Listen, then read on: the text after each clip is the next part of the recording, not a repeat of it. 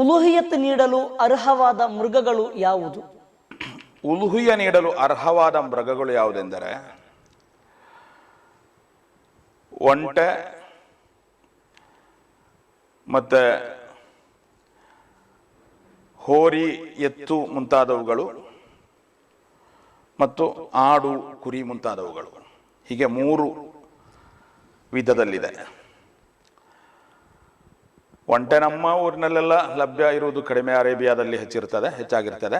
5 ವರ್ಷ ಅದಕ್ಕೆ ತುಂಬಬೇಕು ಒಂಟೆಗೆ.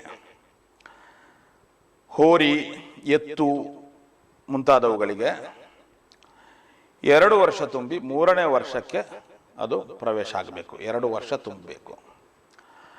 ನಮ್ಮಲ್ಲೆಲ್ಲ ಇರುವಂಥ ಇಲ್ಲಿನ ಆಡು ಅದು ಕೂಡ ಹಾಗೆ 2 ವರ್ಷ ತುಂಬಿ 3ನೇ ವರ್ಷಕ್ಕೆ ಅದು ಪ್ರವೇಶ ಮಾಡಬೇಕು. 2 ವರ್ಷ ತುಂಬಿದ ಮೃಗವನ್ನು, ಆಡನ್ನು ಹಾಗೂ ಎತ್ತು, ಹೋರಿ ಮುಂತಾದವುಗಳನ್ನು ಅವೆಲ್ಲ ಉಲುಹಿಯ ನೀಡಲಿಕ್ಕೆ ಅರ್ಹವಾದ ಮೃಗಗಳು.